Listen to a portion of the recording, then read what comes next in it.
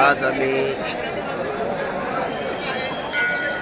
औंढा नागनाथ येथे औंढा नागनाथ भगवान दर्शन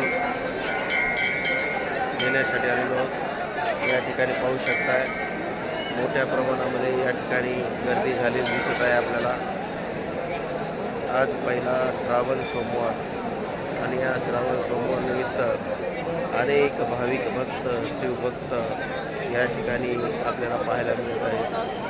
आपण पाहू शकताय खूप म्हणजे गर्दी आहे, मोठ्या प्रमाणामध्ये रांगा लागलेल्या आहेत। या ठिकाणी पूर्ण रांगा दिसत आहेत, आपण पाहू शकताय।